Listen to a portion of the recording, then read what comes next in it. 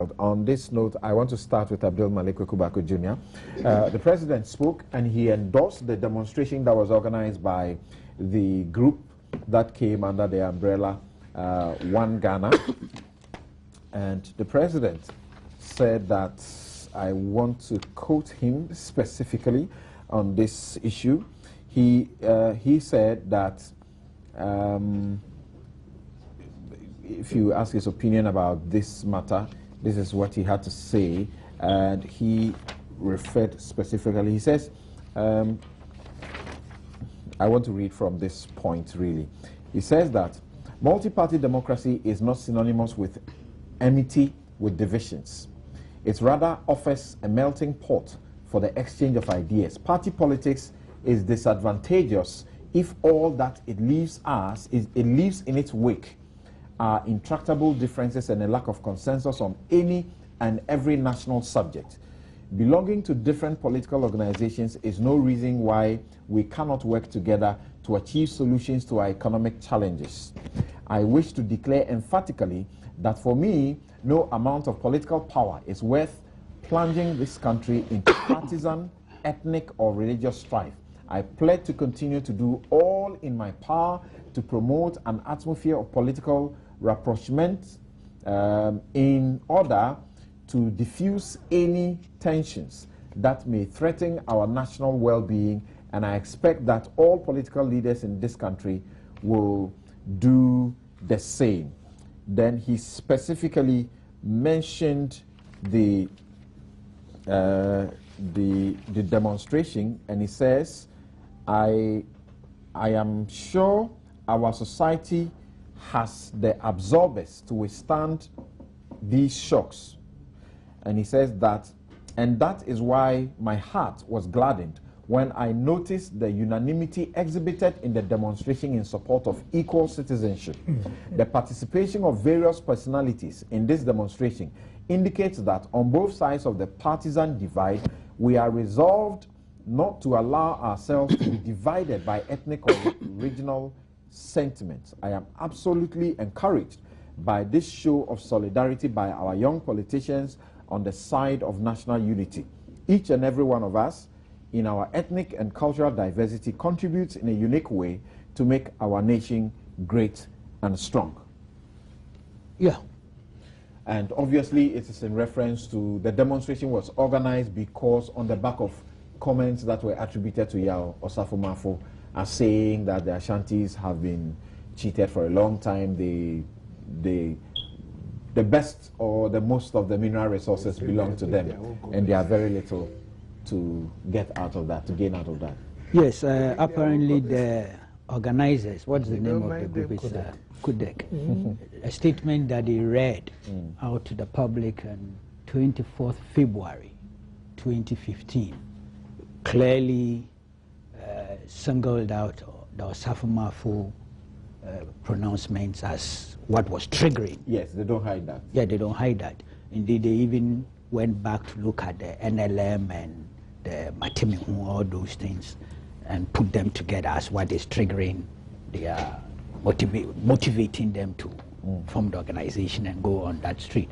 They also issued a statement, I think a day or so before the march, and they make the point that we should all say no to tribalism, ethnocentrism, and regionalism, and that Ghana is a unitary state, and it is your duty to protect, preserve, and guard this country jealously.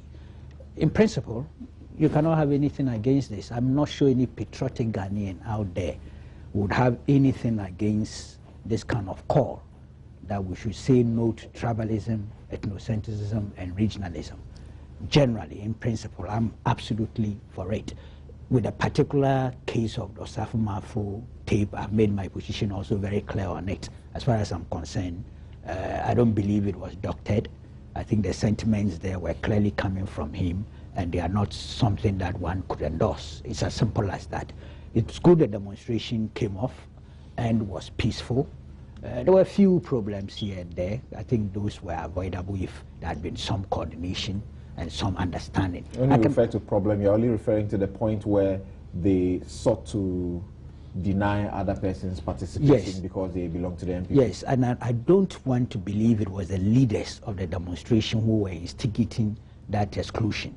I think it was some of the rank and file elements who, for all their own mindsets and perceptions, had come to that point. So again, I'm not about to overrate that particular development, even though it would have been good if it didn't happen. It would have, amplified the philosophy behind the march and given it a certain quality. So it was a little, low down, but let's not overrate it. Let's just look at it as one of those challenges that take place during mass demonstrations and manifestations. They talk about weed smoking and all those breaking of placards. Let's relegate them. Let's focus on the substantive issues. To that extent, I think it was a good exercise if it could galvanize people from across the political divide. It was useful. I found it very interesting, indeed initially intriguing, that some MPP stalwarts decided to go and join. I've heard few things that worry me. You see, the organizers apparently, and I didn't hear that before the event. If I'm wrong, they can correct me. I didn't hear them announce that nobody should come with his own or her own placard. I didn't hear that. So apparently they had placards that they had stamped officially. Perhaps I found that quite also interesting. I've been in organizations of demonstrations for years. We have never did that. We sometimes have our own central pool of placards, but thousands of people are coming. So some come with their own placards, and you can't stop that. So there's a mixture. But I am not aware that you can insist that only the central pool of placards or the inscriptions should be applied. This is intriguing. You see, the Kumasi, you remember the Kumasi march? Certain inscriptions, certain placards appear from nowhere. Many people didn't see those placards at the demo, so people believe that they were photoshopped. Now, I don't know whether the organizers were reacting to that phenomenon. So, to the extent that then they decided to centralize the inscriptions on placards and placards that should be brought. That's an interesting thing that I found intriguing. But it is not possible, if it's a mass demonstration, to tell people that don't come there with your inscriptions. You can have a dress code. Sometimes we say red and black based on the issue at stake, or all white based on the issue at stake. But placards, I find that very intriguing, and it ought not to have featured at all. Otherwise, let's focus on the positivity of the event. It's good. Anytime there's a hint of tribalism, ethnocentrism, and regionalism, let's say no to those trends across the political divide. It wasn't for nothing that Nkrumah introduced the Avoidance of Discrimination Act in 1958. It was against forming parties and organizations on basis of region, religion, and tribe. And it's worked to a large extent. Indeed, all subsequent constitutions in this country actually adopted it. People tend to ignore that the genesis goes back to the 1958 Avoidance of Discrimination Act, which also, of course, added to it, we have a unitary state. We don't have a federal state, so that we don't talk in terms of regions and all that. It suits some people when it comes to making analysis of presidential elections to say that we want 8 regions, you want 2 regions. When presidential election, we all know the country is the constituency. So please, let's stop talking regionalism, let's stop talking tribalism, let's stop talking ethnocentrism.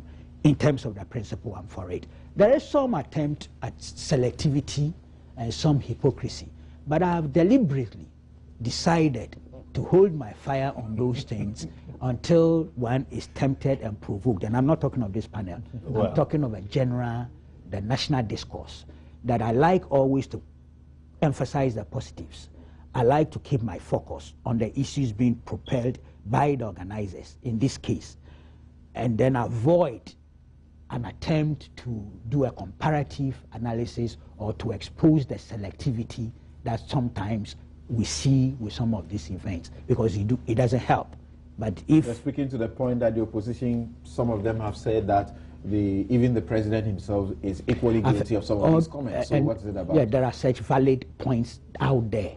But here we are, we all agree. We are against tribalism, we are against ethnocentrism, we are against regionalism. Let's focus. But of course, if you have to remind people of the selectivity, if that sometimes is important and it is useful, it can be done. And I am very well resourced and equipped to do so.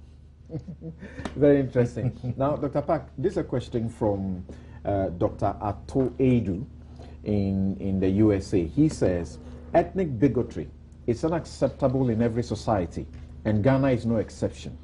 The Kodak demonstration was fueled by the government, and it should be ignored. That was not the best approach to solving ethnocentric challenges in Ghana. What do you say to that? Interesting. Well, first of all, I work in the flag service, and I have no knowledge to the effect that the Kodak demonstration was, as you said, quoting properly, fueled. Yes, by the government. Yeah, I have no knowledge of that. And as you probably noticed, I wasn't even there. I didn't participate. So did you watch, or have you been told of the leading participants? Since the tape became public, there's been a lot of public discourse, and it is not unusual for groups to come up in reaction to situations that they feel very strongly about. And I think that, the group should be commended. As Kweku Baku has said, the demonstration was properly organized. It went very well. Indeed, there were leading members. It should not even matter There were leading if members. The majority of those who were on the streets are known to belong to the NDC. Well, there were people there who were known to belong to the MPP, and a leading member of PNC, and many others who would not publicly, at least, subscribe or identify with a political party. So I think it is a bit unfortunate that somebody would form that opinion. But be as it may, I think the core issues that we have to address is, why is it that most often than not, these kinds of statements seem to come from leading members of the opposition MPP party? If you remember, when I was still... Who is watching you? He's cautioning No, I'm fully aware. I knew that he was laying, if you like, stating the preamble. But you see, these are things that we must discuss. If we are going to have a resolution to these issues, to these tendencies of a few people who feel what I describe as a geohistorical sense of false entitlement, that if they are not in charge, whoever is in charge is not worthy of being in charge, and therefore would, in the corners of hotels and in shrines, try to poison the minds of their associates, suggesting that perhaps, there is a particular group of people who have the natural geographical endowment, and by extension, the God-given right to be in leadership. And therefore, if you are not part of that group, there is something wrong with that. This is a very serious issue. And therefore, if the group felt that, they wanted to come out and demonstrate against this pronouncement, and to go back and also chronicle some of previous statements to that effect, kill guns and airways, inward-looking people, accounts in Côte d'Ivoire rose up and took their rightful position. You can't find any, wedding gun to be a running mate or a follower. I mean, why is it that these statements keep coming up? And what is particularly worrying is that this is part of a political strategy. If you listen to the tape, it's part of a political strategy, where this message is being preached to a particular group of people from a particular part of the country. Do you truly believe that this person would have gone to Tamale or Bolga, or even here in Accra, to make such a statement? So that tells you the very sinister and clandestine motive behind this type of statement. So yes, publicly, let's behave as though, we are all equal. But privately, the resources don't come from their part of the country. And if it is in any other part of the world, those who have the bulk of the resources are those who will be ruling. I mean, what type of political tradition would think that way? And I want to encourage Codec to extend their march to every single region of the country. Because it must be said once and for all that that small number of people in this country who think that it is their God-ordained right to rule are not more than the rest of that they seek to rule. And if they are to rule, this tendency of overlooking, or if you like, or thinking that the rest of the population certainly can only be subservient, must be discarded. It must be discarded. These types of pronouncements are very dangerous. I showed you a book earlier. Who is more guilty? Romeo Delay. Who is more guilty? The man you say who in the corners of hotels and blah blah and has these discussions, or the one who preaches it on the streets as a demonstration? Well, if I say one Ghana and I say we are all equal, and I am standing for that equality, regardless of where you come from, that you may come from a small village in the northeastern part of Ghana known as Doninga, where I may not have any resource, but at least I have my brain power, which is a resource that can contribute. I should also have a chance. I should have an opportunity to make my contribution. Okay. Finish up quickly on the reference you were seeking to make. Yes, so I was just talking about how deadly the issue of ethnicity, and if we don't handle it well, it can be. The Rwandan genocide was not started by the masses. Has it gotten there? No, but we are talking about the potential implications of these types of pronouncements. It wasn't started by the masses. It was something that began in the upper echelons of society, between the Hutus and the Tutsis. To the extent that about 1 million people were slaughtered in less than 100 days. The only contingent that stood up was the Ghanaian contingent commanded by General Romeo Delay, who wrote this book, Shaking Hands with the Devil. Yes. So we shouldn't think that simply because these kinds of pronouncements are coming from a few, they don't have the tendency to plunge this country into the type of chaos that we will pray never to face. So yes, let Codec continue to preach one Ghana. Let them be supported. And if I have my way, the next one that they are organizing, if time permits, I'll surely join them. But it should go nationwide. Right. Professor Stephen Asare says, regions are arbitrary created administrative units. Thus, it is entirely meaningless to talk about resources owned by particular regions, even as it is purposeless to analyze election results in terms of number of regions won. Dr. Percy, were you on that march? I would have liked to. Okay. But I decided on this occasion, some more youthful people. Why would you have joined that march? I share the sentiments and I associate with the issues that were raised. Okay, but you see, the issue was raised to Osafo Mafu. Yes. Yeah, Osafo Mafu. Yes. Having made comments suggesting that resources, it's his comments that have concentrated at a point, but all others are enjoying, and these other people do not have the opportunity to do what he expect they should do. But the point is, Kweku cautioned. Yeah. Why this time around? Because such comments have been made by several others. Oh. In political leadership. You're saying, why did a group of people decide that on this occasion? Right.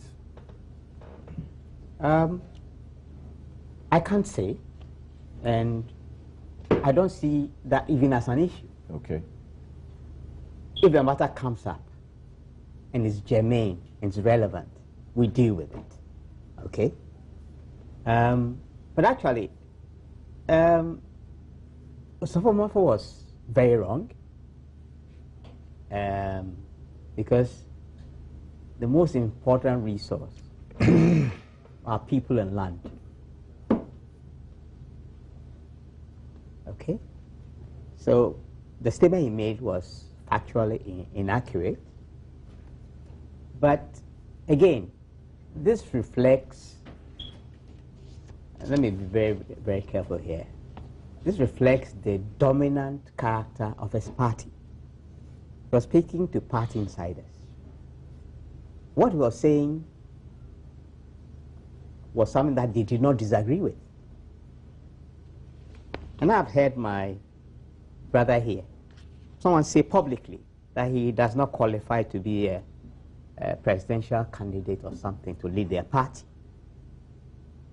Okay? So,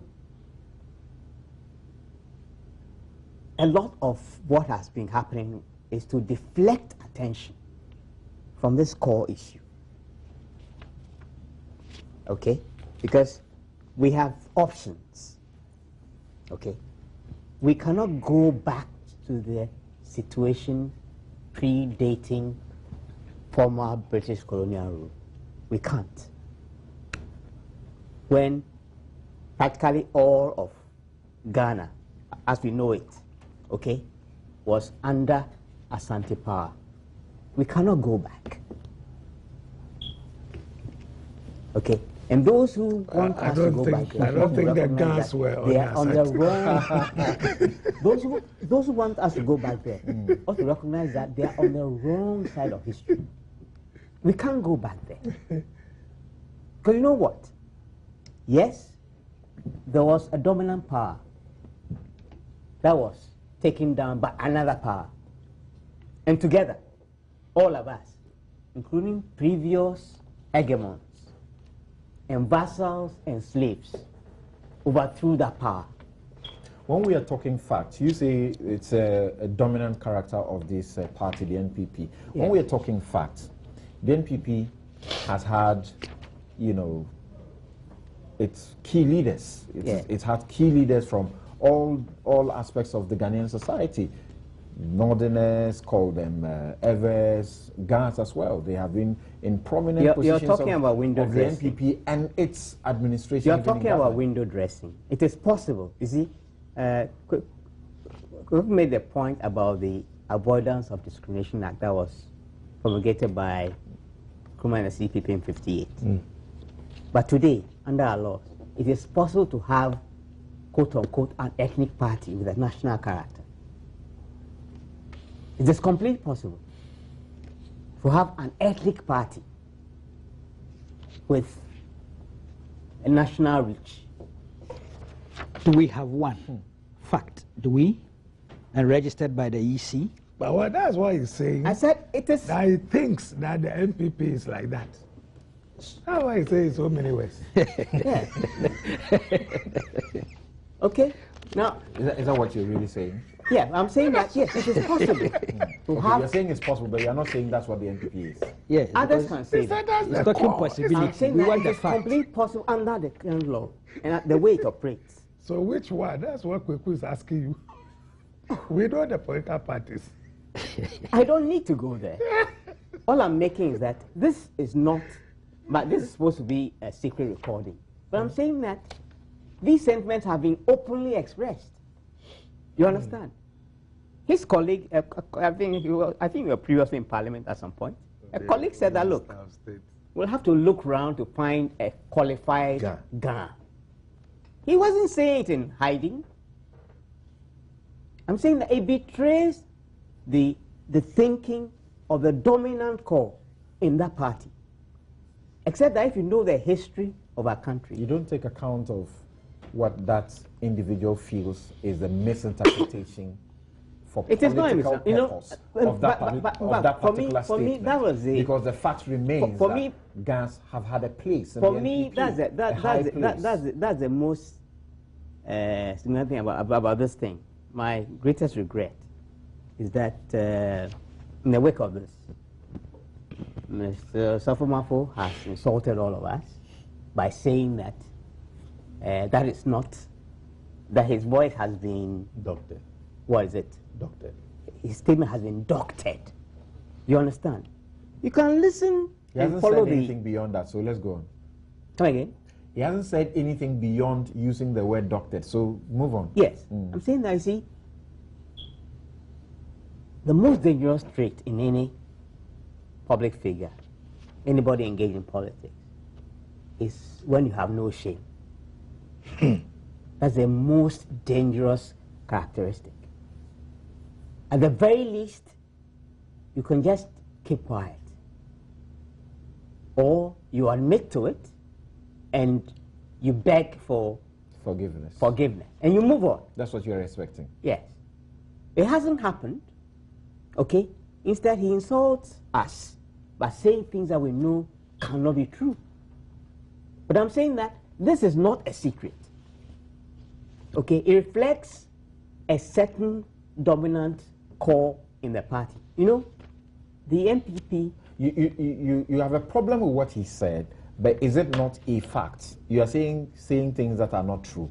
If it is indeed statements that he made, yeah. we know that the natural resource of this country, you know, is concentrated within certain regions. It is false. I'm saying that the most important resource is land. I'm saying natural resource. Yes, land. Yes. Land. We're not talking about land. We're talking about gold. We are talking about... Sorry, I said land oil. Without qualification.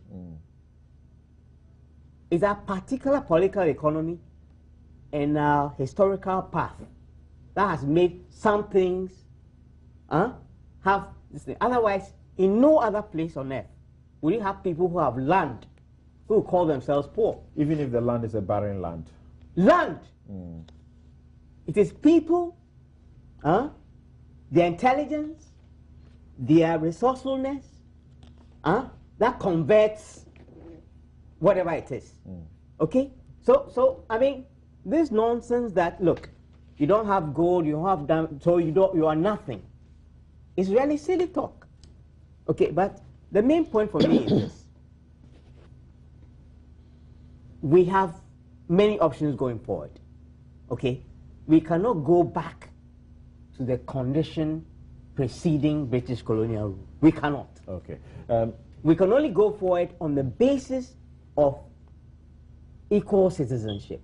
Okay? Right. And this notion that, look, it is possible to play this kind of politics. Now, my worry is that a lot of the time we are merely reacting because there's a vacuum. Okay? Now, if there isn't a positive message, all of these messages will play. Okay. Thank you very much. We take a break here. We'll be right back and we'll hear from Ayikwe Otu.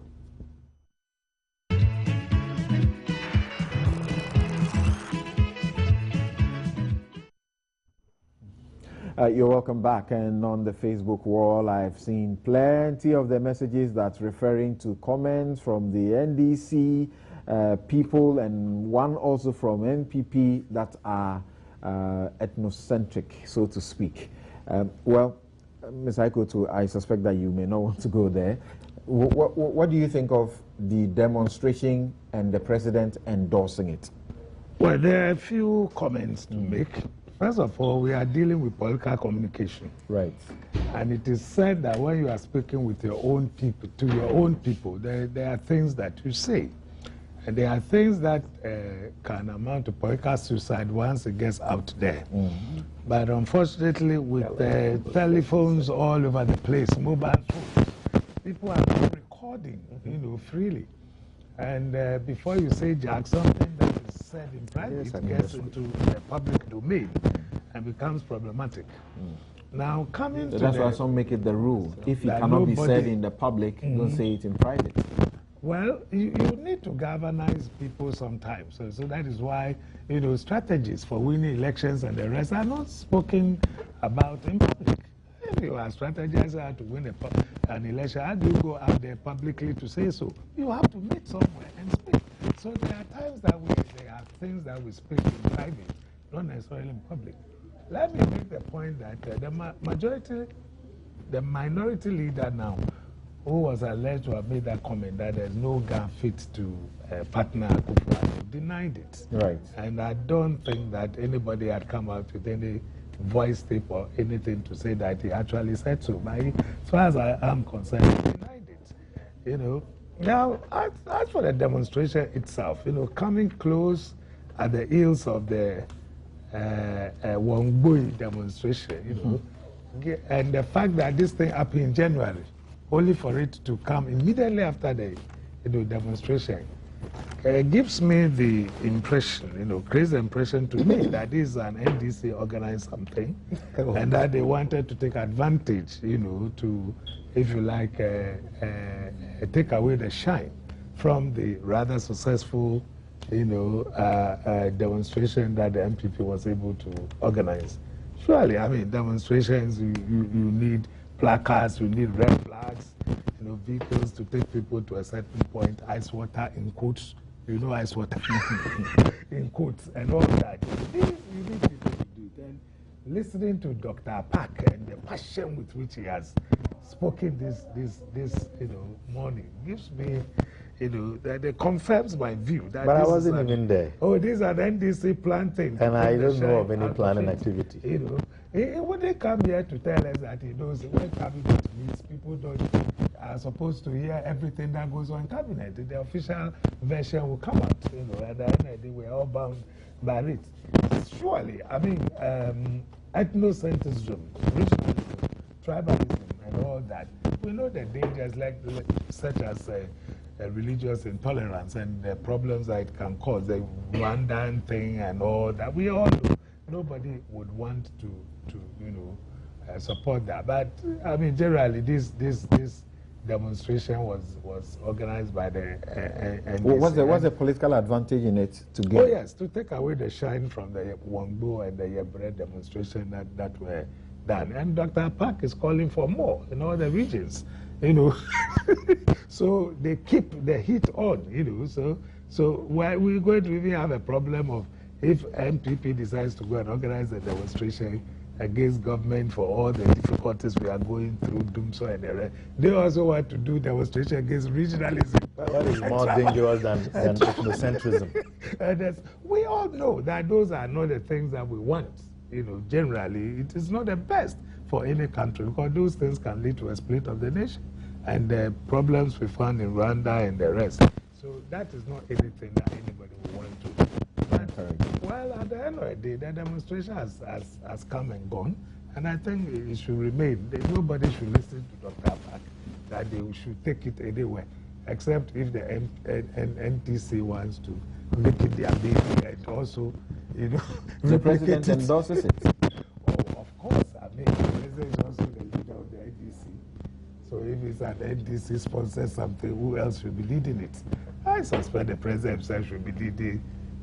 So I'm not surprised at all that he might have, Do you expect, like Apak suggests, if there are more to come, the MPP might also decide to organize some and play up all other comments, in similar lines back to the NDC? You see, I even forgot to react seriously to what Dr. Percy said about the Akan tribalism thing. I don't think that there is evidence to that effect. We have a chairman of our party who have been guns. Currently we have a chairman who is not an Akan. You were Attorney General. I was Attorney General. I do not speak about Akan.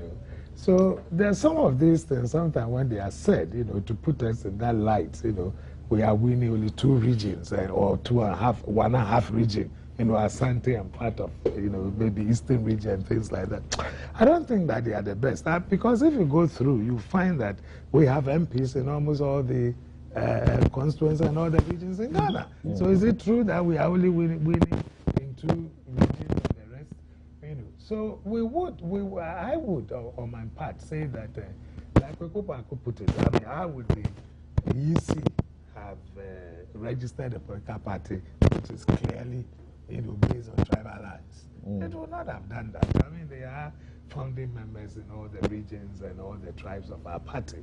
So that talk is more propagandist, and directed against making the MPP look very bad. Anybody can make a slip. Anybody can make a slip. I remember Kwekupa Bako being put on the carpet for having defended, is it the Gidaman? It's right, I've said something about the Gida. They were trying to tear him apart. Now he has become a spokesperson. All right. We are unable to deal with the Auditor General's report. The mention of Gida also features prominently. All those who took monies from JIDA pre-finance projects, the Auditor General has found that all of those were imprudent expenses and pre-finances that should stop forthwith. And the pillaging of the state's coffers, they have mentioned, you read the Auditor General's report, and almost every line, you find what I say is plain theft. Payroll fraud is mentioned all over, unaccounted interest where people are supposed to account for them. Unfortunately, we are unable to continue and to look at that. But that is a standing matter. We should be able to deal with it when we do have the show next week. I've got just too many of your text messages all over the place. Unfortunately, I'm unable to go through them. Baumia Winston posted a comment, quote unquote. He's quoting, he claims to be quoting Nilante van der Poy in 2012. He says, no individual with an account name will be allowed to register here. Odododio is for gas only. Another one he claims, he attributes it to Kobe Champong in 2011. He says, John is Kokwase Krasini because he stayed in Kumasi. When he comes from Kumasi, he should take a different touch or else he will be lost. And then there's one by Abdulaziz. He brings us the photograph of the Enquirer of Monday, 12 December 2011. And the headline is Running Mate Blues. No Ga fit enough to partner Nana Akufo-Addo, says minority leader. That's what Mr. Ekotu was just discounting a while ago. Nice. And That's not true. And then Abdulaziz says, I am not surprised this is coming from Osafo Mafo and their MPP party. They have the illusion that they have a natural and God-given right to govern Ghana. They never learn. Arrogant, tribalist. Okay, can't continue that for you. Sorry about that. Thank you very much.